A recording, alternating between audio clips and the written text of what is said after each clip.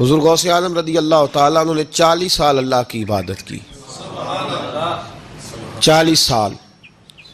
یہاں بھی لوگ بڑے پریشان ہو جاتے ہیں، کیسے جی کیسے کر لی؟ تو میں نے کہا قرآن پڑھو، والذین یبیتون لربہم سجدا وقیاما. وہ راتیں گزار دیتے ہیں اپنے رب کے لیے سجدہ کرتے اور قیام کرتے. تو یہ قرآن کی نص نے جب بیان کر دیا تجھے کیسے شک ہو گیا؟ وہ قرآن کی نص بیان کر رہی ہے کہ اللہ کے کچھ بندے راتیں سجدے اور قیام میں گزار دیتے. حضور غوث اعظم نے 40 سال عشاء کے وضو سے فجر کی نماز ادا فرمائی. تو ایک دن آسمان پہ نا ایک چھوٹا سا بادل کا ٹکڑا آیا، معاذ اللہ ثم معاذ اللہ. وہ کہنے لگا عبد القادر میں تیرا رب ہوں. اس کے اندر سے آواز آئی میں تیرا رب ہوں، تو نے بڑی عبادت کر لی، اب تو بے شک پڑھ بے شک نہ پڑھ. کئی ملنگوں کو معاف نہیں ہو گئی معاذ اللہ کہ بے شک پڑھ بے شک نہ پڑھ، عام اجازت ہے. تو حضور غوث اعظم رضی اللہ تعالیٰ عنہ فرمانے لگے اعوذ باللہ من الشیطان الرجیم. جب آپ نے یہ پڑھا تو وہ سامنے آ کے کھڑا ہو گیا، کہنے لگا عبد القادر آپ کو کیسے پتہ چلا کہ میں شیطان ہوں؟ تو آپ فرمانے لگے پاگل، مجھے کیسے پتہ نہ چلتا؟ جس رب نے اپنے پیارے حبیب علیہ السلام کو نماز معاف نہیں کی، اس نے عبد القادر کو کیسے معاف کر دی؟ جب حضور کے لیے یہ حکم نہیں آیا کہ محبوب چاہے پڑھو چاہے نہ پڑھو، وہاں تو حکم آیا کہ محبوب تہجد بھی پڑھو. وَمِنَ اللَّيْلِ فَتَہَجَّدْ بِهِ نَافِلَةً لَكَ، نفع دے گی آپ کو، تہجد بھی پڑھے. تو ان کے لیے جب یہ حکم نہیں تو میرے لیے کیسے آ گیا؟ اب شیطان تھا نا، تو اس نے پھر ایک اور چال چلی. یہ باز نہیں آتا، ہم باز آ جاتے ہیں کئی دفعہ، اس کے پیچھے پیچھے چلنے لگ جاتے ہیں، لڑ کے تھک جاتے ہیں. وہ نہیں تھکتا، وہ نئی سے نئی چال، نئی سے نئی چال، اس کا نیا سے نیا روپ. من الجنت والناس، جنوں میں سے بھی اور اس کے نئے سے نئے روپ ہوتے ہیں. اس نے ایک نیا روپ دھار لیا، کہنے لگا عبد القادر 300 ولی میں نے اسی طرح گمراہ کیے. آپ چونکہ عالم تھے تو آپ کے علم نے آپ کو بچا لیا. تو غوث اعظم فرمانے لگے نئے روپ سے آئے ہو؟ کہنے لگا 300 میں نے گمراہ کیے، یہ تو آپ عالم تھے تو بچ گئے، آپ جانتے تھے تو بچ گئے، میں نے 300 گمراہ کیے. تو حضور غوث اعظم فرمانے لگے پھر گمراہ کرنے لگے ہو نیا روپ دھار کے؟ مجھے میرے علم نے نہیں بچایا، مجھے اللہ کے فضل نے بچایا ہے. کئی عالم بھی تو گمراہ ہو جاتے ہیں نا. مجھے میرے علم نے نہیں بچایا، مجھے میرے اللہ کے فضل نے بچایا. غوث اعظم کی کرامات کا تو یہ حال ہے کہ ملا علی قاری کہتے ہیں تواتر ہے کرامتوں میں، اور کہتے ہیں لکھتے وقت سوچتے ہیں کون سی لکھیں کون سی چھوڑیں، کون سی لکھیں. اور ایک عیسائی مسلمان دونوں جھگڑا کر رہے ہیں، غوث اعظم گزر رہے ہیں، جھگڑا ہو رہا ہے. عیسائی مسلمان سے کہتا ہے ہمارے نبی عیسیٰ علیہ السلام نے مردے زندہ کیے، تمہارے نبی نے بھی کو کیا تو بتاؤ. مسلمان پڑھا ہوا نہیں تھا، حالانکہ نبی پاک نے بڑے مردے زندہ کیے، پڑھا نہیں تھا، بتا نہ سکا. غوث اعظم کے کان میں آواز گئی تو جا کے عیسائی کا بازو پکڑ کے جھنجھوڑا. فرمانے لگے کیا کہا تم نے؟ میرے مصطفیٰ نے مردے زندہ کیا تو بتاؤ. فرمایا تو نبی پاک کی چھوڑ، میں غلاموں کا غلام ہوں، میں غلاموں کا غلام ہوں، مجھے بتا کون سا مردہ زندہ کرنا ہے. تو چھوڑ حضور کی بات نہ کر، میں غلاموں کا غلام ہوں، مجھے بتا کون سا مردہ زندہ کرنا ہے. پرانی قبر پہ لے گیا، کہنے لگا جی اگر نہ ہوا تو؟ غوث اعظم فرمانے لگے جو تو کہے گا وہ میں کروں گا. تو کہنے لگے اگر ہو گیا تو؟ اگر تو غوث اعظم کہنے لگے نہ میرے خانقاہ پہ جھاڑو دینا، نہ میرے برتن مانجنا، نہ میرے گھر کا سودا لانا. اگر زندہ ہو گیا تو بس میرے نبی کا کلمہ پڑھ جانا، بس میرے رسول کا کلمہ پڑھ جانا. اللہ اکبر. اس نے جو سب سے پرانی قبر تھی نا، وہ کہتا ہے یہ ہمارے دادا نے بھی نہیں دیکھا تھا بندہ کون ہے. اس قبر پہ کھڑا ہو کہنے لگا اس کو زندہ کریں.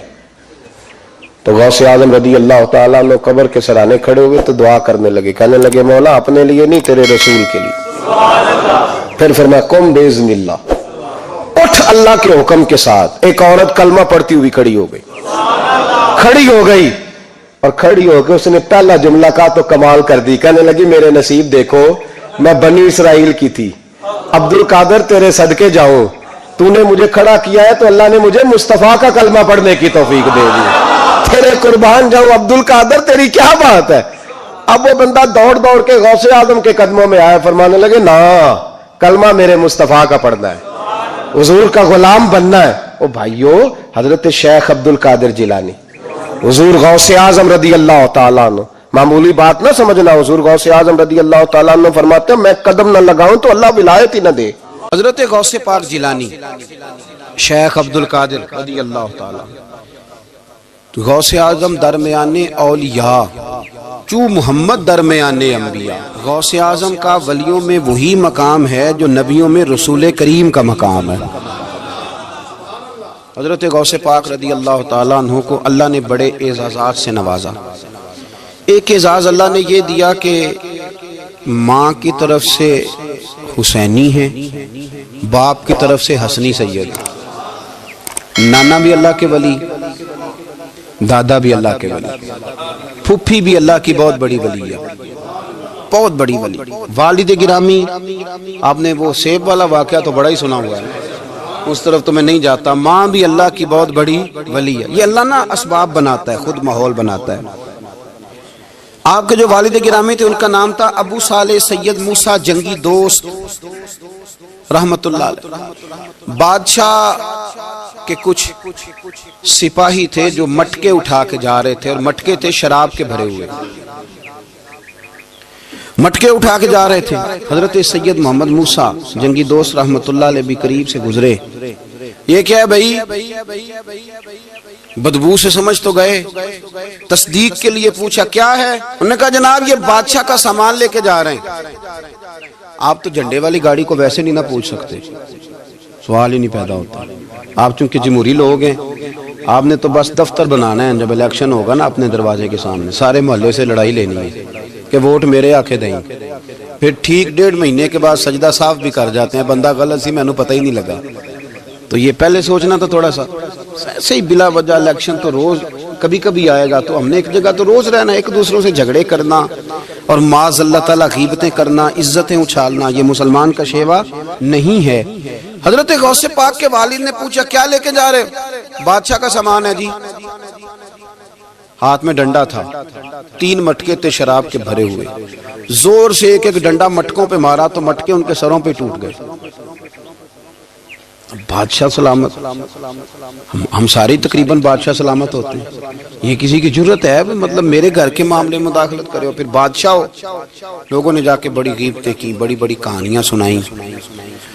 اس نے تو توڑ دیا جی مٹکے آپ کے، نے کوئی حال نہیں چھوڑا۔ تو بادشاہ کہنے لگا بلاؤ سید موسیٰ پاک جنگی دوست رحمت اللہ علیہ کو بلا لیا۔ تو کہنے لگے بادشاہ تمہیں پتا تھا مٹکے کس کے ہیں؟ آپ فرمانے لگے پتا تھا مجھے۔ کہا کیوں توڑے؟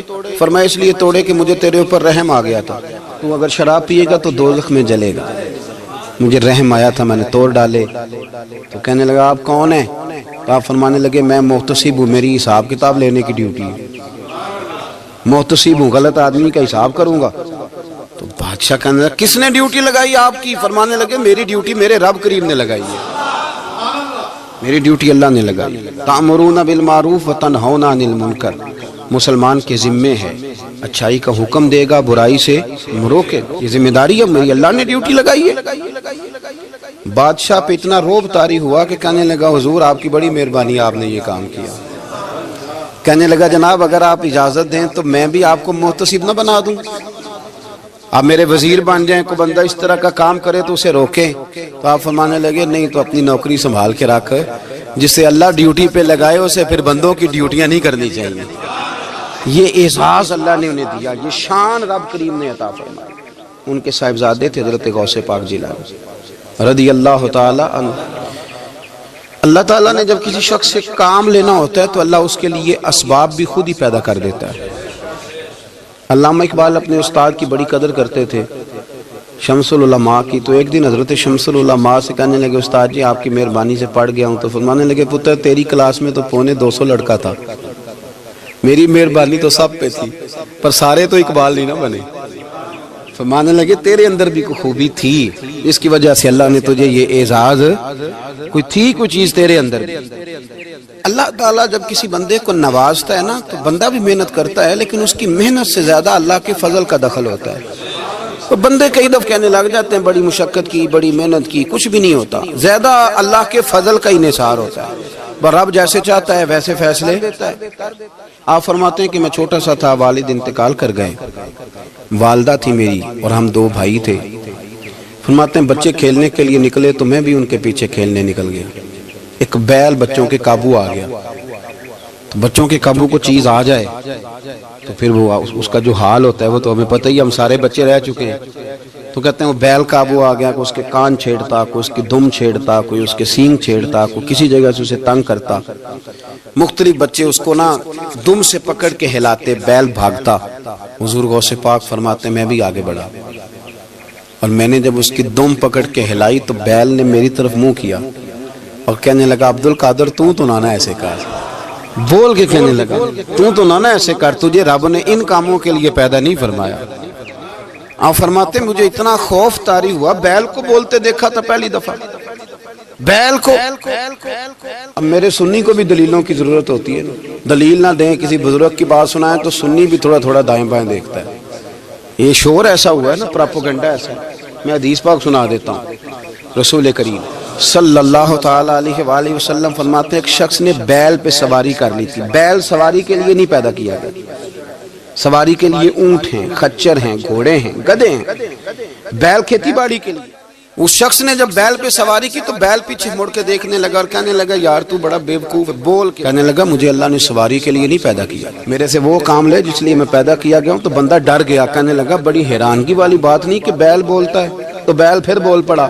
کہنے لگا اس سے بھی زیادہ حیرانگی والی بات ہے۔ اس نے کہا وہ کیا؟ کہنے لگے مدینے میں نبی پاک آ گئے ہیں اور تو نے ابھی تک کلمہ ہی نہیں پڑھا، یہ اس سے بھی زیادہ حیرانگی والی بات ہے۔ جامع المعجزات میں حدیث موجود ہے، حضور آ گئے اور تو نے کلمہ ہی نہیں پڑھا۔ وہ شخص کہتا ہے میں سر پٹ دورا، جب آ کے سامنے کھڑا ہوا تو حضور مسکرائے، فرمایا آجا پڑھ لے کلمہ، مجھے پتا ہے تجھے کس نے بھیجا ہے۔ اللہ والوں کی باتیں مان لیا کریں، میں بڑی ذمہ داری سے کہتا ہوں رب کریم کے کوئی بندوں کی بات کتاب و سنت کے خلاف نہیں ہوتی، وہی تو کتاب و سنت آگے پہنچانے والے ہوتے۔ تو حضور غوث پاک فرماتے ہیں میں وہ ڈر کے گھر آیا، جب گھر پہنچا تو میرے کانوں میں آواز آ رہی تھی لبیک اللہم لبیک لبیک لا شریک لک لبیک۔ فرماتے میں چھت پہ چڑھا اور میں نے جیلان میں اپنی چھت پہ کھڑے ہو کے دیکھا، تم حج کے دن تھے، میری سیدھی نظر میدان عرفات پہ گئی، لوگ میدان عرفات میں بیٹھ کے لبیک لبیک پڑھ رہے تھے۔ پہلے میں وہاں سے ڈر کے آیا، پھر چھت سے ڈر کے نیچے اترا، ماں کو ساری بات بتائی تو کہتی میری ماں کہنے لگی بیٹے جب تو پیدا ہونے والا تھا تو مجھے بڑی بشارتیں ملتی۔ فرماتے ہیں ماں نے نا کھولا بکسا صندوق تو 80 دینار نکالے، فرمایا پتر تم 2 بھائی ہو اور تمہارا باپ کل جاگیر 80 دینار چھوڑ گیا، 80 40 تمہارے 40 تمہارے بھائی کے۔ فرمایا بیٹا ایک بات کا خیال رکھنا، میں عورت ہوں، تمہارا باپ کوئی نہیں، بھائی چھوٹا ہے، میں پیچھے نہیں آ سکتا، یہ 40 دینار لے جا اور جا بغداد چلا جا، جا کے تعلیم حاصل کر، بیٹے میں پہنچ نہیں سکتی، خیال رکھنا۔ غوث پاک فرماتے ہیں 12 سال میں نے تعلیم حاصل کی یارو، میں نے پتے بھی کھائے، اور خود آپ کا فرمان موجود ہے، فرماتے ہیں ایسی سختیاں بھی دیکھیں، ایسی سختیاں بھی دیکھیں کہ پتھروں اور پہاڑوں پہ گزرتی تو شاید پگھل جاتے، لیکن میں نے اپنے نبی کا دین پڑھا۔ اب تو پیر کے گھر میں جو پیدا ہوتا ہے وہ علم لدنی والا ہوتا ہے، تو صاحب دا پتر ہے، او خدا کے بندے صبر کر۔ اگر غوث پاک حسنی حسینی سید ہو کے باقاعدہ پھٹی پہ بیٹھ کے پڑھتے ہیں، تو کس پیر کا مرید ہو گیا جسے علم ہی کوئی نہیں، جو جاہل آدمی ہے؟ یہ ضروری ہے، علوم دینیاں ضروری ہیں، اس کے بغیر کام نہیں چلتا۔ اور غوث پاک رضی اللہ تعالیٰ عنہ کی آپ پوری زندگی پڑھ کے دیکھ لیں، غوث پاک تمام اولیاء کے امام ہیں، ساری زندگی۔ غوث اعظم سے کسی نے پوچھا آپ نے سب سے زیادہ دین کا کام کس طرح کیا، تو فرماتے ہیں تقریر کے ذریعے۔ اب تقریر کرنے والا مولوی ہوتا ہے اور تویز دینے والا سبحان اللہ۔ غوث پاک رضی اللہ تعالیٰ عنہ فرماتے ہیں میں نے دین کا سارا کام کس ذریعے سے کیا ہے، ہفتے میں 3 جلسے کرتے تھے اور 70 ہزار کا مجمع ہوتا تھا، اور بغیر لاؤڈ سپیکر کے تقریریں ہوتی تھی، اور فرماتے ہیں جیسی سمجھ پہلے بندے کو آتی تھی ویسی آخری والے کو آتی تھی۔ لوگوں نے کہا حضور یہ کرم کیسے ہوا؟ فرمانے لگے میں نے جب تعلیم حاصل کر لی تو بولنا آتا ہی نہیں تھا، تو میں بڑا پریشان، ایک دن سو گیا تو خواب میں رسول کریم کا دیدار نصیب ہوا۔ فرمایا تیری تو واز کیا کر، تیرے واز سے لوگوں کو فائدہ ہوگا۔ یا رسول اللہ میں اجمی بندہ ہوں، لوگوں کے سامنے کیسے بات کروں گا؟ تو حضور نے فرمایا منہ کھولنا ذرا۔ کہتے میں نے منہ کھولا تو محبوب نے 7 دفعہ لعاب دہن ڈالا میرے منہ میں، آپ فرماتے ہیں پھر بولتا میں تھا، اثر کوئی اور پیدا کر دیتا۔ حضور غوث پاک رضی اللہ تعالیٰ عنہ نے 40 سال دین کا کام کیا۔ صبح کے وقت فقہ کا درس دیتے تھے فجر کے بعد، کچھ دیر کا ناشتہ کرتے سو جاتے، پھر آ کے مدرسے میں پڑھاتے باقاعدہ بچوں کو۔ غوث پاک رضی اللہ تعالیٰ عنہ کی سیرت پر آپ ساری کتابیں پڑھ لیں، ساری کتابیں لو، میں نے بھی بڑا ہی دعویٰ کر دیا، یعنی ساری کتابیں جتنی اب تک چھپی ہوئی ہیں ساری پڑھ لو، کہیں نہیں ملے گا کہ ہم غوث پاک کے آستانے پہ گئے۔ غوث پاک کسی بندے نے یہ نہیں کہا ہم غوث پاک کے آستانے پہ گئے، غوث پاک کے دربار پہ گئے، سب نے یہی لکھا ہے کہ ہم حضور غوث پاک کے مدرسے میں گئے۔ ہمارے نا مدرسوں میں سبق تقسیم ہوتے ہیں، سال جب شروع ہوتا ہے نا تو سبق تقسیم ہوتے ہیں، ہمارے مدرسے میں بھی تقسیم کرتے ہیں ہمارے مولانا۔ آپ حدیث پاک پڑھائیں گے، فلانا استاد منطق پڑھائے گا، فلانا فلسفہ پڑھائے گا، فلانا یہ سبق تقسیم ہوتا ہے، فلانا قرآن، فلانا حدیث، فلانا فقہ۔ تو غوث اعظم کے مدرسے کے جو ناظم تعلیمات تھے وہ کہنے لگے حضور سبق بانٹنا ہے تو آپ کو کون کون سے سبق دے دیں، کون کون سا پیریڈ پڑھائیں گے؟ تو آپ فرمانے لگے نہیں پیریڈ رہنے دو۔ حضور پھر فرمایا اس طرح کرو، لائق لائق بچے تم رکھ لو اور نلائق سارے مجھے دے دو، میں جانوں اور نلائق جانے، نلائق سارے میرے۔ غوث پاک رضی اللہ تعالیٰ نلائق سارے رکھ لیے، کند ذہن، اور حضور غوث پاک ان کو اسباق پڑھایا کرتے، ان پر محنت کرتے۔ فجر کے بعد فقہ کا درس، 10 بجے مدرسے کی کلاس، زور کے بعد حدیث پاک کا درس، مغرب کے بعد تفسیر بیان کرتے۔ بانج علموں جو کرے فقیری وہ کافر مرے دیوانہ، اور عشاء کی نماز کے بعد ہفتے میں 3 جلسوں سے خطاب، اور یہ سارے کام کر کے نا تو پھر بھی غوث اعظم جب دنیا چلی جاتی تو وضو کر کے مصلے پہ بیٹھ جاتے، اور 40 سال بیت گئے، ساری رات اللہ کی بارگاہ میں عبادت کرتے۔ 40 سال حضور غوث پاک کو اللہ نے بڑا اعزاز دیا، کتابیں لکھی، ڈیوٹی کی، محنت کی، کوشش کی پوری دنیا میں۔ میں پہلے بھی بتا چکا ہوں، پھر بتاتا ہوں کہ جو صلاح الدین ایوبی کا بہت نام لیتے ہیں نا، بہت بڑے مجاہد تھے۔ صلاح الدین ایوبی کے ساتھ 70,000 کی فوج تھی، سارے کے سارے غوث پاک کے مرید تھے۔ صلاح الدین ایوبی نے حضور غوث پاک کی زیارت نہیں کی، پر تعلیم غوث پاک کے مدرسے میں حاصل کی۔ اس کو بڑا شوق ہو نا کتابیں دیکھنے کا، وہ میرے پاس آئے، میں دکھاؤں گا انشاءاللہ تعالی۔ صلاح الدین ایوبی حضور غوث پاک کے مدرسے کا طالب علم ہے۔ یہ آپ کے ملک میں 2-3 دن سے رٹا چل رہا ہے، وکیلوں کا، ڈاکٹروں کا، کل سے یونیورسٹی کا بھی چل گیا ہے۔ یہ لڑائی کسی مولوی 2 گروپوں میں ہوئی ہوتی نا، چلو نام بولو، میں نے پتہ ہے اگلی گل دے، کسی مولویوں کے 2 مدرسوں میں ہوتی نا تو جو طوفان اٹھنا تھا نا ہر چوک میں، مولوی لڑاندے بڑا نہیں یہ بڑی۔ میں نے دعوت دی تھی پرسوں، میں نے کہا جب وکیل مکمل تعلیم کر لینا اسے 2 سال مدرسے میں لاؤ، ہم اسے سکھائیں گے اٹھنا کیسے ہے، بیٹھنا کیسے ہے، ان کو لاؤ، اس لیے کہ ہم اپنی بات نہیں بتائیں گے، ہم بتائیں گے محمد عربی کی باتیں صلی اللہ علیہ۔ مہربانی کرو، مجھے کوئی شکوہ نہیں ان سے، کوئی کسی قسم کا نہیں، اس لیے کہ ہمارے ملک میں نا احتجاج کا کلچر پروموٹ کیا گیا، ہم نے یہ ماحول بنا کے دیا ہے سڑک بلاک کرنے کا۔ یہ ہمارے قریب ایک گاؤں ہے تو روز ڈکیتیاں ہوتی تھی، بچہ بھی قتل، پولیس والے سنتے ہی نہیں تھے، ان بیچاروں نے روڈ بلاک کیا تو سب صحیح ہو گیا، اسی وقت سارا کچھ ہو گیا، اب پہرے داری بھی لگتی ہے، اب چوکیاں بھی قائم ہو گئی، سب کچھ ہو رہا ہے۔ مزاج بنا دیا ہم نے، یہ عدم برداشت ہے، یہ کلچر خطرناک ہے، یہ کلچر تباہ کرے۔ وکیل کوئی غیر نہیں، ہمارے اپنے بھائی ہیں، کون ہے وہ؟ ڈاکٹر کون ہے؟ ہمارے اپنے۔ یہ جو بچے یونیورسٹی میں لڑے کون ہے؟ ہمارے اپنے۔ ہم ان کو کاٹ کے نہیں پھینک سکتے، یہ کوئی دوسرے لوگ نہیں، سب کو ضرورت ہے ایک دوسرے کی، لیکن خدا را مہربانی کرو، معاشرے میں برداشت کا کلچر پیدا کرو، سکون کا کلچر پیدا کرو، سہنا سیکھو۔ سنو ایک بات کرتا ہوں، اللہ کرے کہ میں سمجھا سکوں، سارے فیصلے خود نہ کرو۔ اگر تمہیں نظر آئے نا کہ آپ کے ساتھ کہیں ناانصافی بھی ہو رہی ہے تو ساری عدالتیں دنیا میں نہیں لگنی، ایک قیامت میں بھی لگنی ہے۔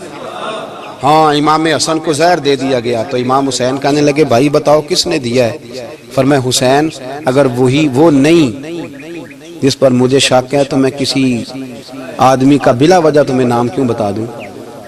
کہا پھر بھائی آپ اشارہ تو نہیں بتا دے؟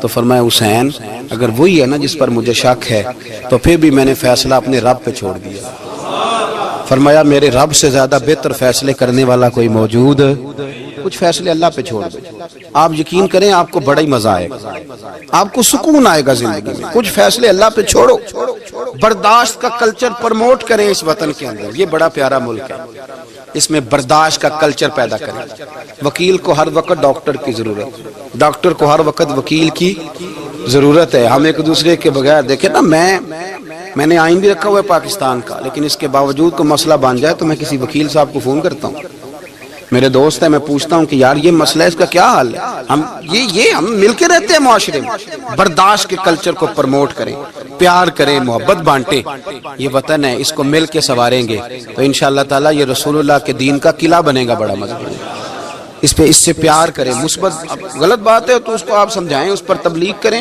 لیکن یہ نہ کریں کہ آپ عدم برداشت کا ماحول پیدا کریں۔ حضور غوث پاک رضی اللہ تعالیٰ عنہ دین کا کام۔ ایک بات، اللہ والوں کے پاس لوگ دعاؤں کے لیے جاتے ہیں، کیوں جاتے ہیں؟ سنو، میرے ساتھ ایک شخص رہتا ہے، صبح سے شام تک میری ڈیوٹی کرتا ہے، نوکری کرتا ہے، خدمت کرتا ہے، گاڑی چلاتا ہے، یہ کرتا ہے وہ کرتا ہے۔ ایک صاحب ہیں جو 3 سال کے بعد ملتے ہیں، وہ جو 3 سال کے بعد ملتے ہیں وہ شکوہ کرتے ہیں کہ پیر صاحب اس کی بات زیادہ مانتے ہیں،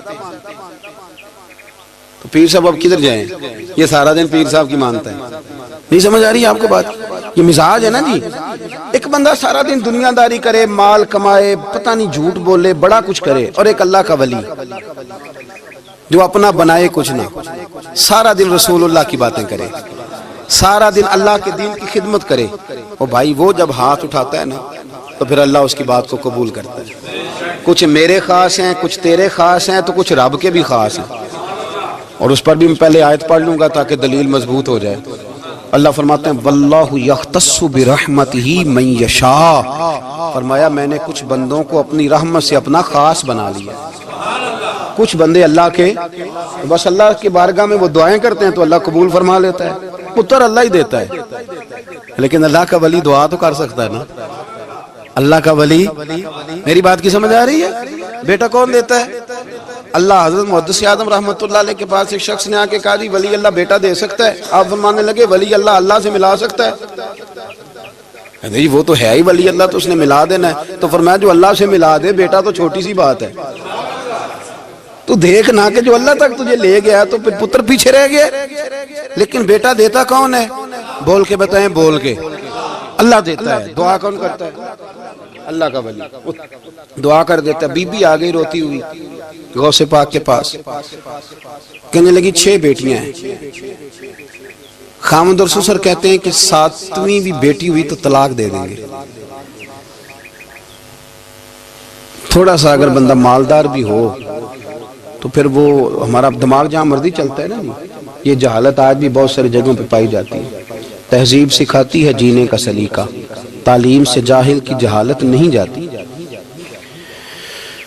تو رو پڑی، حضور غوث پاک رضی اللہ تعالیٰ عنہ نے بلایا اس کے شوہر کو بھی اور سسر کو بھی، فرمایا یہ دیکھ یہ تو اللہ کے کام ہے، جس کو چاہے بیٹیاں دے، جس کو چاہے بیٹے دے۔ تو جو نہیں مانتے پھر غوث پاک کی بھی نہیں مانتے، انہوں نے کہا جی نہیں دی، میں تو نکاح کروں گا۔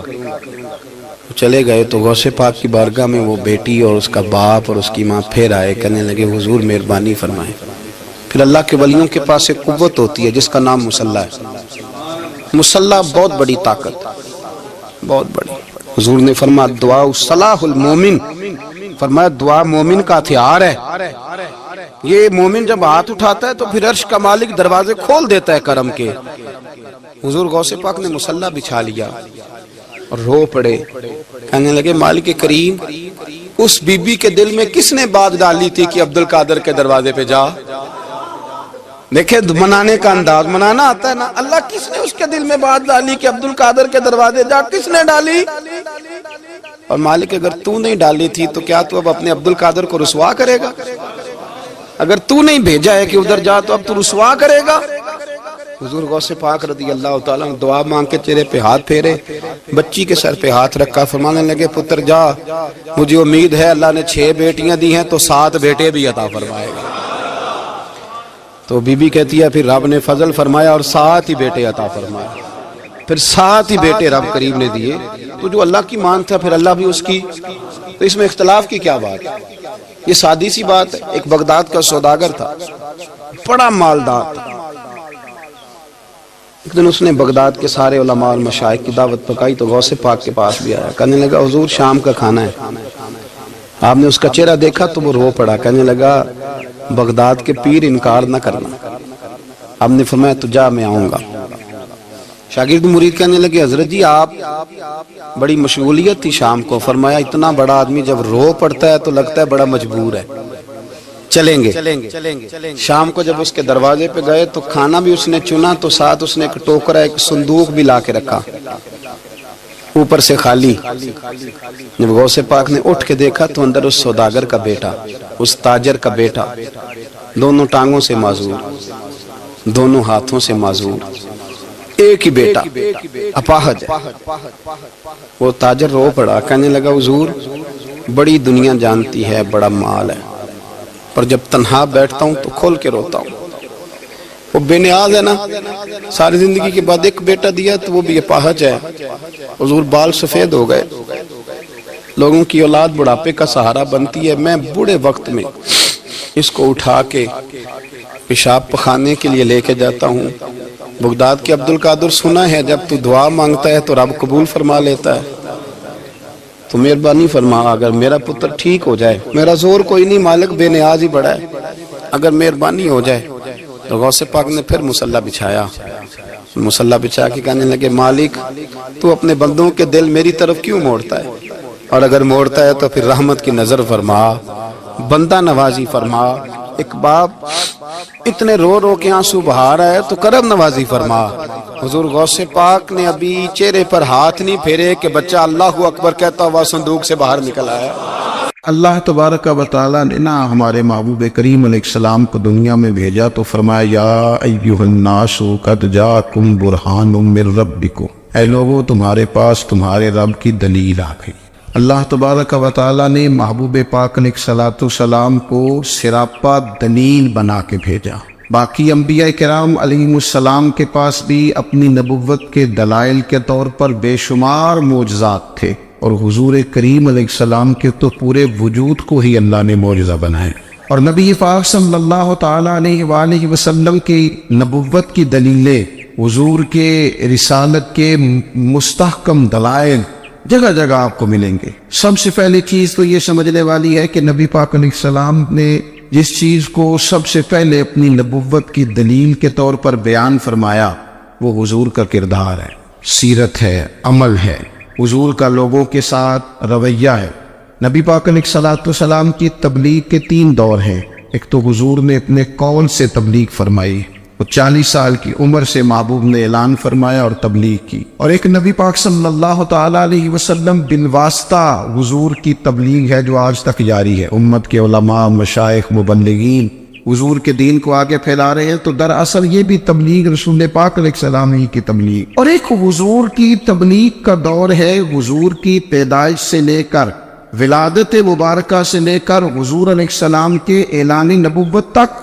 اس دوران نبی پاک نے جو تبلیغ فرمائی ہے وہ اپنے کردار سے فرمائی۔ عرب کا وہ معاشرہ جو بڑا میلا کچیلا گدلا ہو چکا تھا، جس کے اندر سراسر مادہ پرستی کا زور تھا، جس کے اندر لوگ انسانوں کی خرید و فروخت کرتے تھے، جس کے اندر بیٹیوں کو زندہ دفن کر دیتے تھے، جس کے اندر جو آدمی جتنا زیادہ مضبوط ہوتا تھا اتنا زیادہ لٹیرا بن جاتا تھا، اس معاشرے کے اندر رسول کریم علیہ السلام نے 40 سال گزارے، اور اس طرح گزارے کہ جو بیگانے بھی تھے وہ بھی کہا کرتے تھے یہ صادق ہے، یہ امین ہے۔ اور جب حضور نے اعلان نبوت کیا تو فرمایا، یہ قرآن مجید کے لفظ ہے، فرمایا فَقَدْ لَبِثْتُ فِيكُمْ عُمَرًا مِّن قَبْلِهِ أَفَلَا تَعْقِلُونَ، میں تمہارے بیچ عمر کا ایک حصہ گزار چکا ہوں، تمہیں عقل نہیں ہے، شعور نہیں ہے۔ نبی کریم علیہ السلام نے اپنے کردار کو، اپنے عمل کو اپنی نبوت کی دلیل کے طور پر بیان فرمایا۔ وہ تو حضرت حلیمہ بھی فرماتی ہے نا، جب نبی کریم علیہ السلام کو اپنے گھر لے گئی تو میرا اپنا بچہ بھی دودھ پیتا تھا، 2 میرے بیٹے ہو گئے، ایک میری یہ نسلی اولاد اور حضور میری رضائی اولاد۔ تو کہتی ہے جب میں کریم محبوب علیہ السلام کو اپنے سینے سے لگاتی تھی تو حضور میرے ایک پستان سے دودھ پیتے تھے اور دوسرا اپنے بھائی کے لیے چھوڑ دیا کرتے۔ یہاں سے رسول کریم علیہ السلام نے کردار کے ذریعے تبلیغ اور پھر اعلان نبوت سے پہلے ایک تنظیم عرب کے جوانوں پر، عرب کے سرداروں پر مشتمل بنائی گئی، جس میں نبی کریم علیہ الصلوۃ والسلام نے بڑا حصہ لیا سرکار نے، اور بڑے اہم لوگوں کو شعور حضور نے عطا فرمائے۔ وہ اس جماعت کا فیصلہ تھا کہ ہم سارے جوان، سارے بڑے لوگ ملیں گے، یہ حضور کے اعلان نبوت سے پہلے کی بات ہے، ہم بڑے لوگ ملیں گے، کسی بڑے کو کسی چھوٹے پر ظلم نہیں کرنے دیں گے، کسی آدمی کو کسی غریب کا حق نہیں کھانے دیں گے۔ حضور علیہ السلام نے نا اپنی کردار سے، اپنے عمل سے، اور آپ کا جو عمل ہوتا ہے نا وہ اصل ہوتا ہے، ایک ہوتا ہے آپ کوئی بات کرتے ہیں اور ایک ہوتا ہے کہ آپ کوئی عمل کرتے ہیں۔ آپ جب عمل کرتے ہیں تو عمل کے ذریعے بھی لوگوں تک بات پہنچتی ہے کہ دراصل آپ کا اٹھنا بیٹھنا چلنا پھرنا کیا ہے۔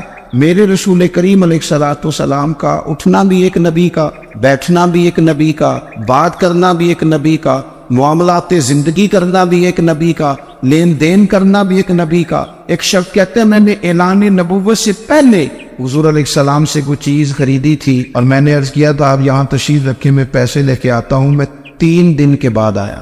دیکھو یہ بات کرنی کتنی آسان ہے، بولنی کتنی آسان ہے، پر 3 دن یہاں میرے بھائی کو کسی شخص کو 2 گھنٹے انتظار کرنا پڑ جائے تو لوگ کہتے ہیں الانتظار وشد من القتل، یہ تو قتل سے زیادہ تکلیف والا معاملہ ہے، منتظر رہنا کسی کا۔ کہتے 3 دن کے بعد میں آیا تو میرے رسول کریم وہیں تشریف فرمائے، بس اتنا فرمایا یار تم نے مجھے بڑی تکلیف میں ڈال دیا، 3 دن ہو گئے یہاں رکے ہوئے۔ تو حضور نے اپنے کردار کو، اپنے عمل کو، اپنے معاملات کو سب سے پہلے اپنی نبوت کی دلیل کے طور پر پیش کیا۔ کسی نے کیا خوب کہا تھا کہ جو تیری جان کے دشمن ہے وہ بھی کہتے ہیں، بظاہر تو آئے ہیں نا ہجرت کی رات جان لینے، لیکن امانتیں حضور کے گھر میں رکھی ہوئی ہیں، امانتیں کاشانہ نور پہ پڑی ہے۔ وہ جو تیری جان کے دشمن ہے وہ بھی کہتے ہیں کہ امین تو ہے اور صداقت کی آبرو تو ہے۔ تو پہلے کردار، پھر دوسری بات، اللہ تعالیٰ نے اپنے محبوب علیہ الصلوۃ والسلام کو اپنا مطلق نائب بنا کر، اپنا محبوب اعظم بنا کر، ویسے ہی سارے انسانوں کے بارے میں کہا وَإِذْ قَالَ رَبُّكَ لِلْمَلَائِكَةِ إِنِّي جَاعِلٌ فِي الْأَرْضِ خَلِيفَةً، میں زمین میں اپنا نائب بنانے والا ہوں۔ لیکن حضور علیہ السلام تو محبوب ہے نا، حضور کی نیابت تو محبوبیت کے درجے پر فائز ہے۔ تو رسول پاک کو رب کریم نے اس طرح کا بنا کے بھیجا کہ حضرت عبداللہ ابن رواحہ رضی اللہ تعالیٰ عنہ بیان فرماتے ہیں کہ اگر حضور کوئی معجزہ نہ بھی دکھاتے، نبی کریم علیہ السلام سے کوئی اعجاز لوگ نہ بھی دیکھتے، تو محبوب کا تو چہرہ ہی اس طرح کا تھا، لوگوں نے دیکھتے جانا تھا اور کلمہ پڑھتے جانا تھا۔ لیکن باوجود اس کے میرے رسول پاک کا اعجاز یہ ہے، کمال یہ ہے کہ حضور کبھی اشارہ کر دیں تو چاند 2 ٹکڑے ہو جائے، کبھی دعا مانگ دیں تو ڈوبا ہوا سورج واپس آ جائے، کبھی محبوب گزرنے لگے تو پتھر آپ پر سلام پڑے، کبھی حضور پہاڑ پر چڑھ جائے تو پہاڑ وجد میں آ کر جھومنے لگے، محبوب کا کبھی نماز پڑھاتے ارادہ بن جائے تو اللہ تعالیٰ قبلے کا رخ ہی تبدیل فرما دے۔ کیا خوبصورت سوچ ہے اور کیا نظریہ دیتے ہیں بریلی کے امام، فرماتے اجابت کا جوڑا عنایت کا صحرا دلہن بن کے نکلی دعائے محمد، اور اجابت میں جھک کر گلے سے لگایا پڑی ناد سے جب دعائے محمد۔ دیکھو خدا کی رضا چاہتے ہیں دو عالم، خدا چاہتا ہے رضائے محمد صلی اللہ تعالی علیہ وسلم۔ اور ایک مقام پہ فرماتے ہیں نائب دست قدرت پہ لاکھوں سلام، نائب دست قدرت پہ لاکھوں سلام۔ تو اللہ تعالیٰ نے نبی پاک صلی اللہ تعالی وسلم کو جو اعجاز۔ پھر ایک اور بات، حضور امی ہے، دنیا میں آ کر محبوب نے کسی سے پڑھا ہی نہیں، میرے محبوب نے جتنا پڑھا ہے رب کریم سے ہی پڑھا ہے۔ الرحمن علم القرآن خلق الانسان، رحمان نے قرآن سکھایا پھر انسان بنایا۔ اللہ تبارک و تعالیٰ کی بارگاہ کرم سے حضور نے لیا، رسول کریم امی ہے، یہ بھی حضور کی نبوت پر ایک بڑی دلیل۔ دیکھو ایک ہوتا ہے کوئی آدمی بچپن سے کسی چیز سے شغف رکھے اور جب اس کی عمر بڑی ہو جائے تو کہتے ہیں اس کا تجربہ بڑا ہو گیا، یہ پہلے کچھ شعر کہتا تھا، کوئی ادبی جملہ کہتا تھا، تو اب اس کی یہ کام کرتے کرتے عمر بڑی ہو گئی ہے تو رسوخ حاصل ہو گیا۔ 40 سال کی عمر مبارک تک نبی کریم نے ایک شعر بھی نہیں کہا۔ حضور علیہ الصلوۃ والسلام نے کبھی کوئی ایسی بات، ویسے تو حضور کی ہر بات حکمت والی، لیکن جس کو عرب کے لوگ اپنے لہجے میں شاعری یا اپنے لہجے میں ادب کہتے تھے، وہ حضور نے بیان نہیں فرمایا۔ لیکن جب 40 سال کی عمر میں اعلان نبوت کیا تو پھر بڑے بڑے فصیح و بلیغ، بڑے بڑے سیانے طفیل بن عمر کہتے ہیں کہ اس شخص کو بھی میں نے دیکھا جسے بڑا ناز تھا اپنی فصاحت اور بلاغت پر، اور جب وہ حضور کے پاس آیا اور اس نے آ کے کچھ باتیں کی تو محبوب خاموشی سے سنتے رہے، اور جب وہ چپ کر گیا تو میرے کریم نے صرف سورہ فاتحہ پڑھی. کبھی اٹھتا تھا، کبھی بیٹھتا تھا، کبھی غور کرتا تھا، کبھی دائیں جاتا تھا، کبھی بائیں جاتا تھا. پھر کہنے لگا بتاؤ نا کلام کس کا ہے؟ فرمایا اس رب کا، اس رب کا، اس رب کا جس کا میں رسول بن کے آیا ہوں. نبی کریم صلی اللہ تعالی علیہ وسلم امی ہے، لیکن حضور نے کائنات کے رازوں سے پردے ہٹا دیے. نبی کریم نے جینے کے سلیقے بتا دیے. حضور نے ہر شخص کو اس کے مقصد حیات سے آگاہ کر دیا. نبی کریم علیہ السلام نے وہ فلسفہ حیات بیان کیا کہ لوگوں کو صرف جینے میں مزہ نہیں آیا، مرنے میں بھی مزہ آنے لگا. لوگ آگے بڑھ بڑھ کے جانیں پیش کرنے لگے، اپنی اولادیں قربان کر، جو فلسفیوں سے کھل نہ سکا اور نکتہ بروں سے حل نہ ہوا، وہ راز ایک طیبہ والے نے بتلا دیا چند اشاروں میں. محبوب کریم امی ہیں، لیکن حضور نے اس طرح دنیا کو سکھایا، اس طرح دنیا کو پڑھایا، اس طرح حضور نے علم کے چراغ اور دیپ روشن کیے کہ قیامت تک جسے روشنی ملے گی نا، اسے صرف دروازہ مصطفیٰ سے ملے گی، اسے رسول کریم علیہ السلام کے در دولت سے ملے. کچھ لوگوں نے کہا کہ اپنے پاس سے آیات بنا کے لاتے. اپنے گھر میں بیٹھ کے دعوے کر لینا تو کوئی مشکل کام نہیں نہ ہوتا، سارے لوگ ہی کر لیتے. بلکہ وہ ہمارے ایک بزرگ کہا کرتے تھے خیالی پلاؤ پکائیے کہ وہ کدے بھی کاٹ نہ پائیے، کیونکہ کون سا پیسوں کا ڈالنا ہے، وہ زیادہ ڈالیں اور زیادہ ڈالیں. بہت سارے لوگ ہیں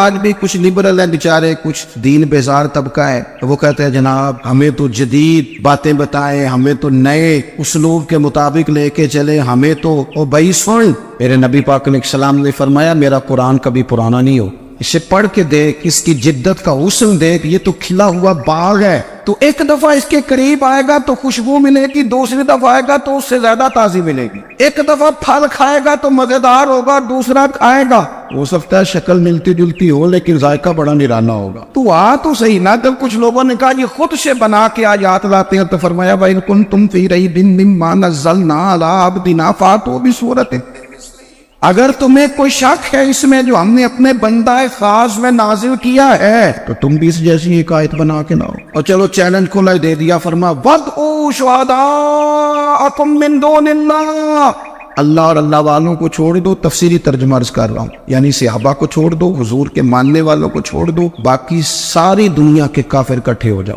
ایک آیت بس قرآن جیسی لے کے آؤ، ایک آیت لے کے آؤ. ان کو تم صادقین، اگر تم سچے ہو. جوانوں سنو، کہا ایک آیت. اور یہ چیلنج آج تک قرآن مجید کا موجود ہے، آج تک. وَإِن كُنتُمْ فِي رَيْبٍ مِّمَّا نَزَّلْنَا عَلَىٰ عَبْدِنَا فَأْتُوا بِسُورَةٍ مِّن مِّثْلِهِ، تم قرآن کے مقابلے کی ایک صورت لے کے آؤ اور سارے حمایتی اکٹھے کر لو اپنے. ان کنتم صادقین، اگر تم سچے ہو. جواب تو ادھر سے آنا تھا نا، لیکن کائنات کے رب نے جواب بھی خود دیا. فرمایا فَإِن لَّمْ تَفْعَلُوا وَلَن تَفْعَلُوا، اگر تم نہ لا سکے، اور فرمایا تم لا سکتے بھی نہیں، نہ خنجر اٹھے گا نہ تلوار تم سے، یہ بازو میرے آزمائے ہوئے. وَلَن تَفْعَلُوا، تم لا بھی نہیں سکتے. فَاتَّقُوا النَّارَ الَّتِي وَقُودُهَا النَّاسُ وَالْحِجَارَةُ، پھر اس آگ سے ڈر جاؤ جس کا ایندھن آدمی اور پتھر ہے. اعدت للکافرین، بنائی کافروں کے لیے، مومنوں کے لیے تو رب نے جنت بنائی ہے.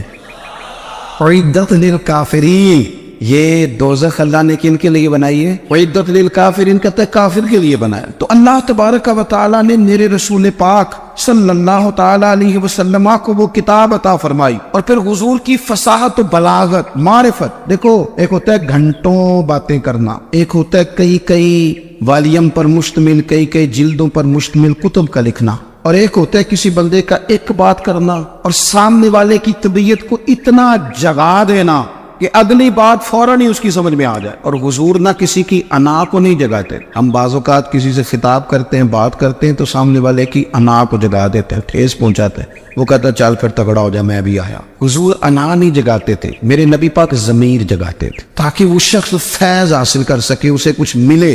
نبی کریم کا جو انداز تکلم ہے وہ اس طرح کا ہوتا تھا کہ انسان خود بخود کھل اٹھتا تھا کہ مطلب یہ بات ہونے کیا لگی ہے، مطلب حضور کیا فرمانے لگے. نبی کریم صلی اللہ تعالی علیہ وسلم، ایک دن محبوب کریم نے صحابہ کے دیے حضور کی فصاحت و بلاغت دیکھے. فرمایا محبوب نے कितना नादान है वो शख्स जो अपने माँ बाप को गाली दे। खली हो गई लोगों की आंखें, कान खड़े हो गए कि या रसूलल्लाह कौन ऐसा बदबख्त है जो माँ बाप को गाली देगा। अब जब सवालात ज़हनी सतह पर पूरी तौर पर उभर गए ना, तो अब रसूल करीम ने बात समझाई। ये है फसाहत व बलागत, तेरे आगे है यूं दबे नचे। फुसहा अरब के बड़े बड़े, कोई जान मुंह में जुबान नहीं, नहीं बल्कि जिस्म में जान नहीं। या रसूल अल्लाह कौन ऐसा नालायक है जो माँ बाप को गाली दे। अब जब ज़हनी सतह यहाँ तक उभर आई तो अब हुजूर ने समझाया, और मैं जब तुम किसी के माँ बाप को गाली दोगे ना, तो वो भी तो जवाब में तुम्हारे माँ बाप को देगा ना। तो फिर नफ्स ही ये तुमने खुद जुल्म किया है अपने माँ बाप।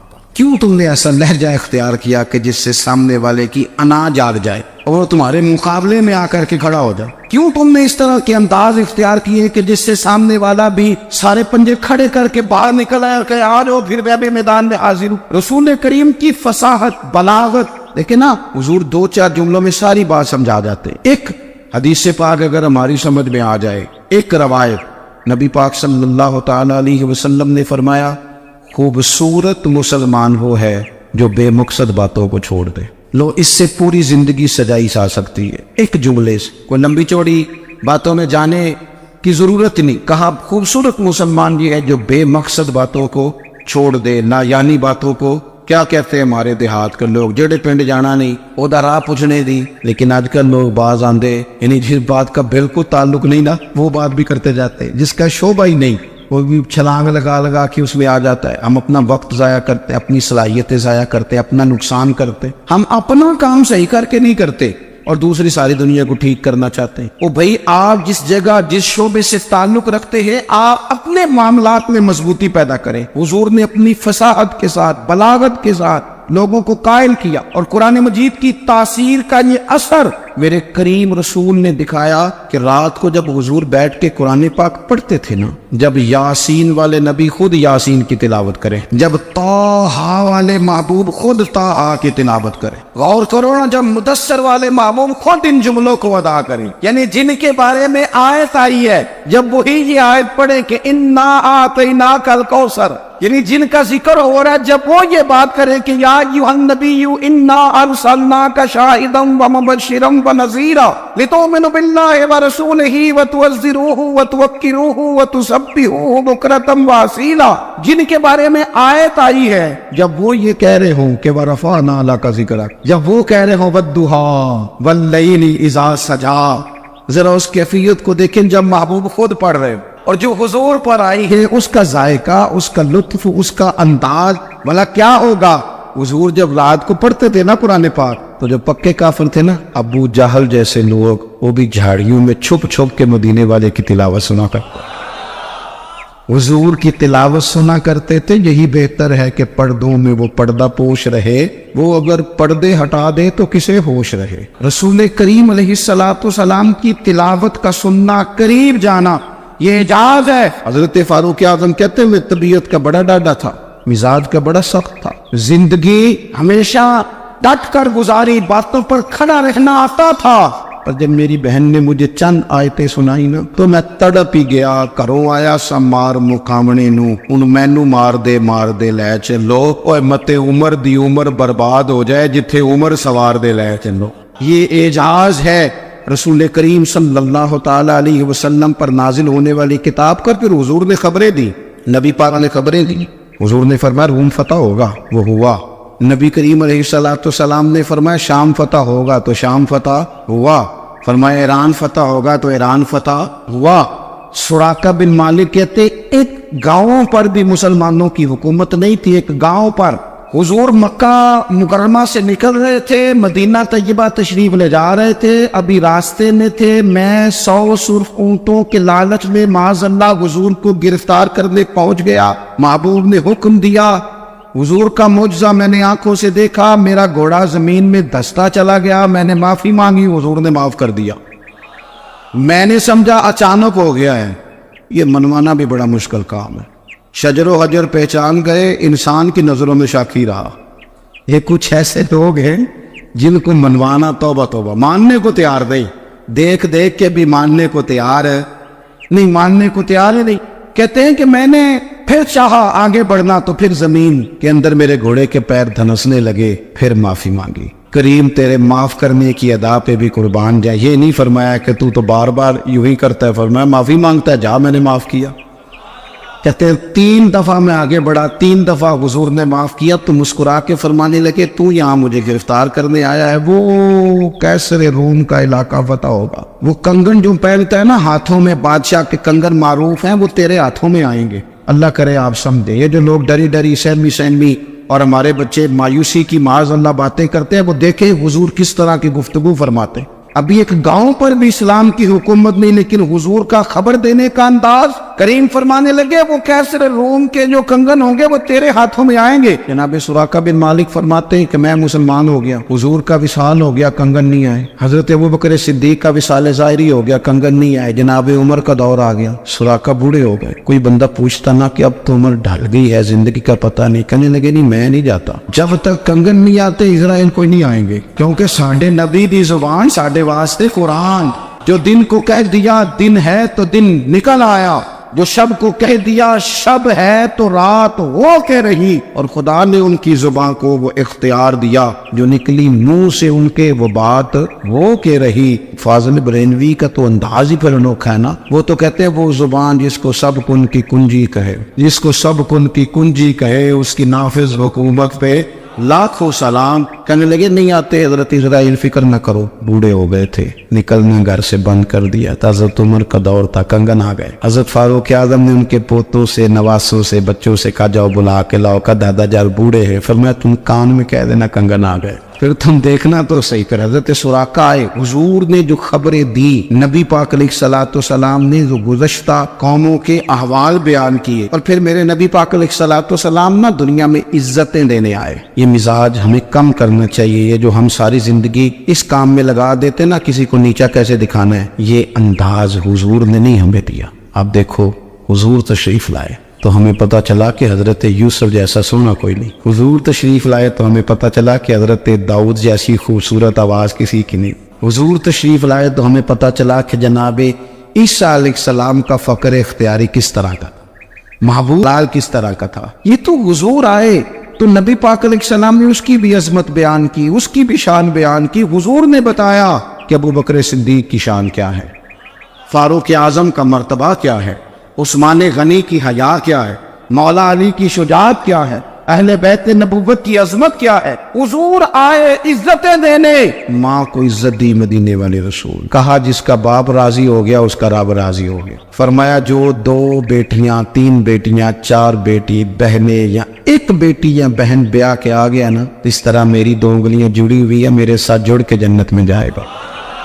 رسول کریم صلی اللہ تعالی وسلم نے عزت دی, عزت دی. حضور عزتیں دینے, کوئی اعزاز نہیں. ان پڑھ بندہ ہے, سادہ ہے, غریب ہے, مزدوری کرتا ہے, ہاتھوں پہ چھالے, یا رسول اللہ اس کا بھی کوئی اعزاز ہے. قربان جائیں, میرے کریم نے عزت دی. فرمایا محنت کر کے روزی کمانے والا تو اللہ کا دوست ہے. یہ اینٹیں اٹھانے والا, یہ مشقتیں کرنے والا, یہ صبح دیہڑی پہ جانے والا, یہ بیچارہ جو اچار سے روٹی کھاتا ہے, تو نے ہر شخص کی قسمت میں یہ عزت لکھی اور آخری خطبے کی صورت میں وصیت لکھی. رسول کریم نے ہر بندے کو اعزاز دیا, عظمتیں دی. حضور عزتیں دینے آئے. نبی پاک علیہ السلام نے اعزازات دیے, حضور نے نوازا. یہ ساری چیزیں میرے رسول پاک کی تشریح. اور پھر جو حضور کے صحابہ اور اہل بیت ہے نا, یہ بھی میرے نبی پاک کی نبوت کی دلیل ہے. جلدی انقلاب آیا نہیں کرتے. وہ کل تک جو رہزن تھے حضور نے راہبر بنا دی. وہ لوگ جو کل تک ایک دوسرے کے گلے کاٹ کے کھاتے تھے, ایک دوسرے کو مارتے تھے, تکلیف پہنچاتے تھے, برادری ازم پہ لڑتے تھے, حضور نے بھائی بھائی بنا دیے. ایک پلیٹ میں کھانا کھانے لگے, سیدنا بلال حبشی, صہیب رومی, سلمان فارسی. حضور نے یوں کر کے ملا دیا. نبی کریم علیہ السلام نے تقسیمیں ختم کر دی دنیا. حضور کے صحابہ نے اپنا کردار. اللہم صلی علی سیدنا و مولانا محمد بقدر حسنہ و جمالہ و جودہ و نوالہ و صحبہ و آلہ. اللہم صلی علی سیدنا و مولانا محمد معدن الجود والکرم و آلہ و صحبہ و بارک وسلم. یا ارحم الراحمین, یا ارحم الراحمین, یا قاضی الحاجات, یا مجیب الدعوات, یا حلال المشکلات, یا دافع البلیات, یا مسبب الاسباب, یا قاضی الحاجات, یا رحمان یا اللہ, یا کریم یا اللہ، یا ستار یا اللہ، یا غفار یا اللہ، یا کریم یا اللہ، یا عزیز یا اللہ، یا ستار یا اللہ۔ اے ہمارے پروردگار، 10 سال پورے ہو گئے، خدا بندہ ایک چھوٹا سا پیغام تھا، تو نے فضل فرما دیا۔ اے اللہ، ہم پلٹ کر جب دیکھتے ہیں تو 1% بھی ہم اس قابل نہیں کہ تیرے دین کی کوئی بات کر سکیں، کوئی پیغام دے سکیں۔ اللہ، کئی سالوں سے یہ دوست صبح کی نیند چھوڑ کے یہاں حاضر ہوتے رہے، مائیں، بہنیں، بچیاں، بوڑھے، بچے، اے اللہ بندوبست کرنے والے سب سے پہلے آتے رہے۔ خدا بندہ تیرے قرآن مجید کو پڑھا ہے، ہم کمزور تھے، بس تیری دی ہوئی توفیق سے پڑھا ہے۔ خدا بندہ ان میں سے ایک بات بھی تجھے پسند آئی ہے تو ہمیں معاف فرما دے، ہم سے درگزر فرما، ہمارے حال پہ رحمت فرما۔ رمضان آیا تھا، پھر بیت رہا ہے، اللہ ہماری کمزوریاں، ہماری کوتاہیاں پھر ایک دفعہ پیش نظر ہیں۔ اے عرش و فرش کے مالک، برے ضرور ہیں، کمزور ضرور ہیں، گناہگار ضرور ہیں، پر تو ہمارے دلوں کے حال جانتا ہے، ہم تیرے غدار نہیں ہیں۔ اے اللہ، ہم صحیح ہونا چاہتے ہیں، ہماری نیتیں بھی ٹھیک ہیں، ارادے بھی ٹھیک ہیں، عمل میں کمزوری ہے، ہم پر ایک رحمت کی نظر کر دے، ہم پر ایک رحمت کی نظر کر دے۔ اے مالک کریم، ایک نظر کرم سے دیکھ تو صحیح، یہاں غریب بھی بیٹھے ہیں، بوڑھے بھی بیٹھے ہیں، مجبور بھی بیٹھے ہیں، کئی رو رو کے تیری بارگاہ میں فریاد کرنے والے بیٹھے ہیں۔ اے اللہ، بھول ضرور جاتے ہیں پر بندے تو تیرے ہیں، بھٹک ضرور جاتے ہیں پر غلام تو تیرے محبوب کے ہیں۔ ہمارے حال پہ رحمت فرما، اللہ ہمیں معاف فرما دے، اللہ ہم سے حساب نہ پوچھیو، اللہ ہمیں بغیر حساب معاف فرما دے، اللہ ہمیں بغیر حساب کے معاف فرما دے۔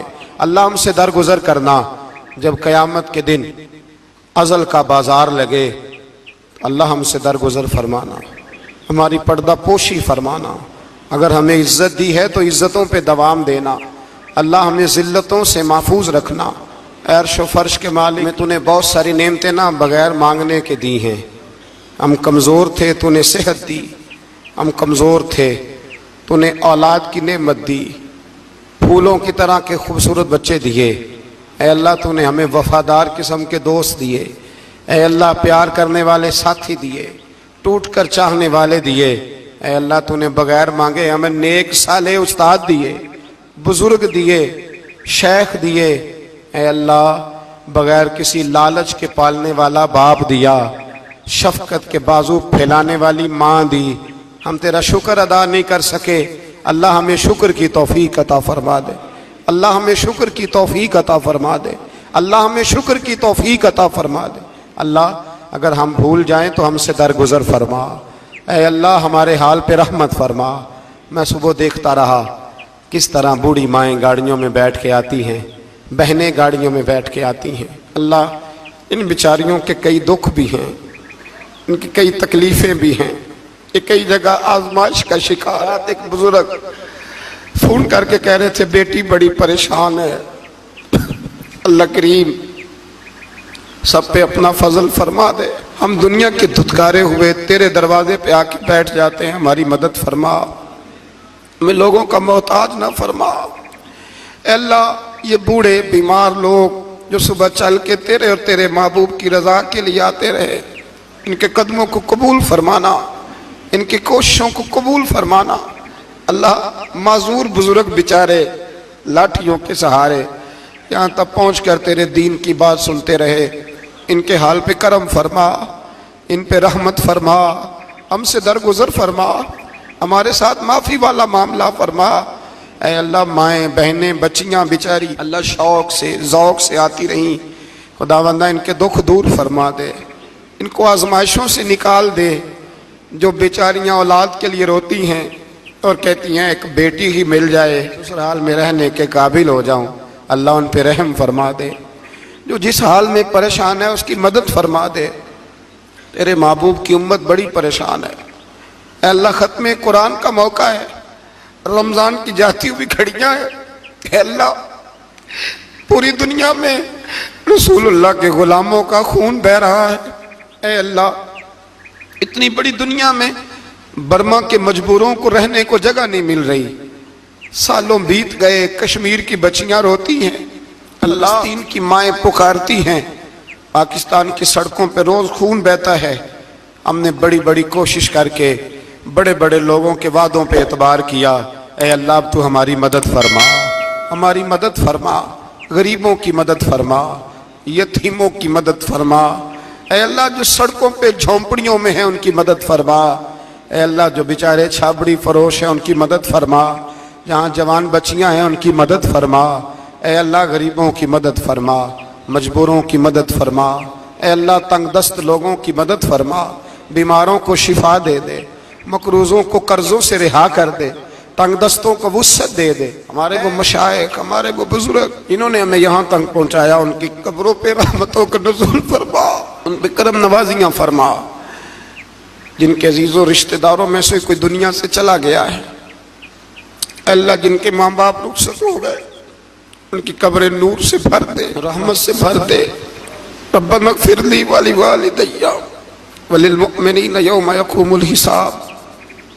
اے اللہ زندگی میں جب موت کا وقت آئے نا تو ہمیں کلمے کی توفیق عطا فرمانا، ہمیں بے ایمانی کی موت سے محفوظ رکھنا، ایماندار مارنا ہمیں۔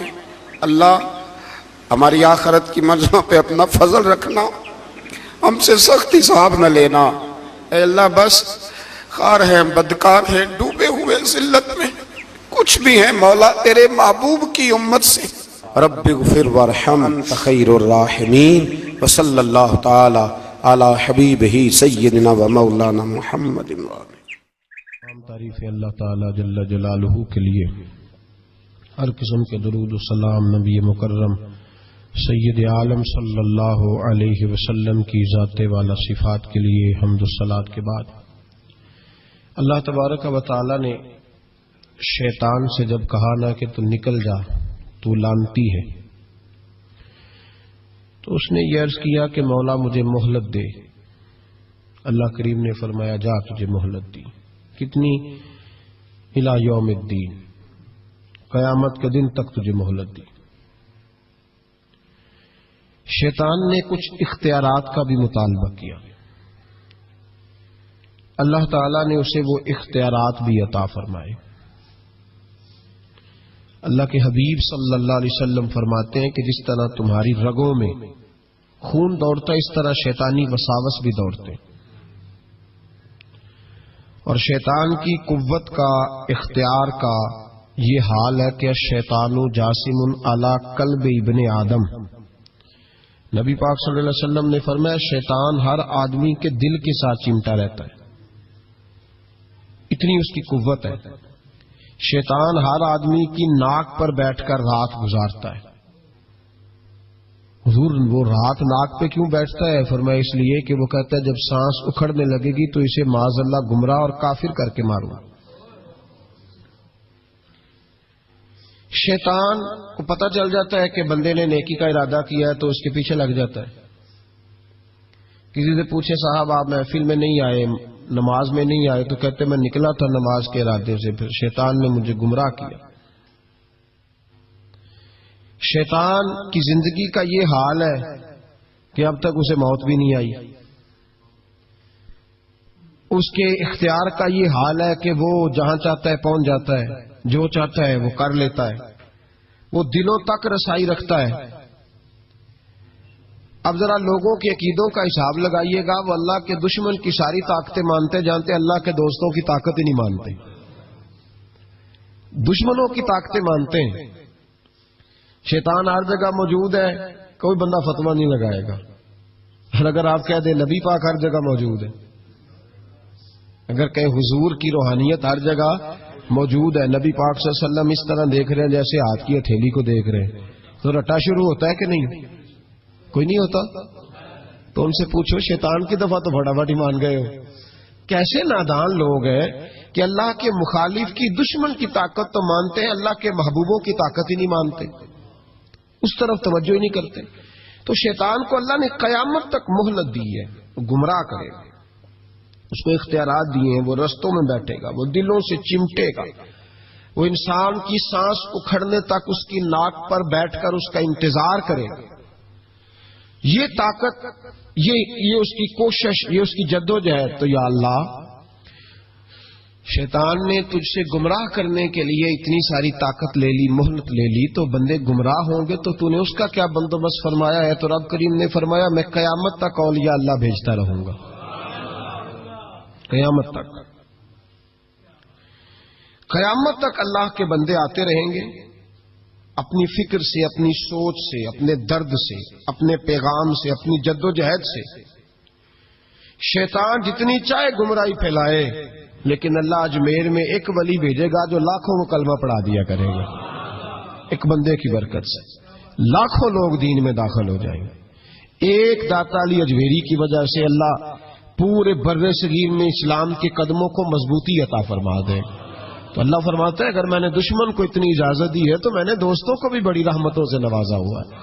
अल्लाह के बंदे, अल्लाह के दोस्त, अल्लाह के महबूब, उनकी गुफ्तगू, उनका अंदाज, उनके पास उठने वाले, बैठने वाले, उनके साथ रहने वाले, उनकी बात सुनने वाले, उन्हें उनकी बातों से खुशबू आती है।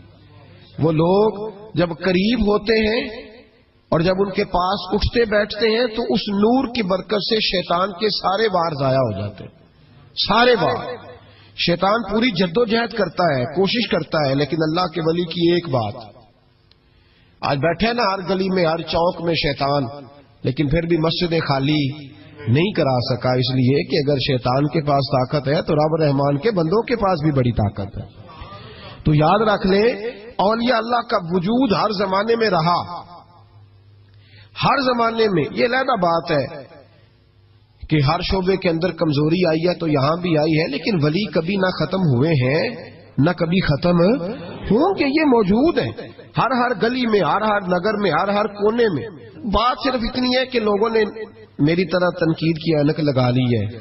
हम लोग जाविया निगाह नहीं बदलते, हम जाविया नजर नहीं बदलते, हम कमियां देखते हैं, शर देखते हैं, खैर नहीं देखते, हम गलबा नहीं अपनी तबीयत पे अकीदत का डालते, इसलिए हमारा नुकसान होता है। और ये भी शैतान का वार है, ये भी शैतान का वार कि वो हमें किसी अल्लाह वाले के करीब जाने ही नहीं देता। तो याद रखें, नबी पाक सल्लल्लाहु अलैहि वसल्लम की उम्मत के जो औलिया हैं, उन वलियों ने हर जमाने में डट कर शैतानी कुव्वतों का मुकाबला किया। नबी पाक सल्लल्लाहु अलैहि वसल्लम के बाद आप देख लें, एक एक शख्स ऐसा हुआ है जिसने लाखों लोगों की हिदायत का वो बंदा जरिया बन गया।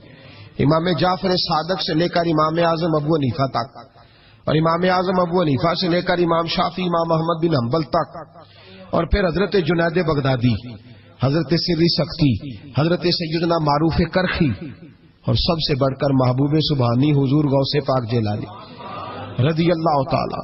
आप कभी इन लोगों की फिक्र को समझें, इन लोगों के मिजाज को समझें।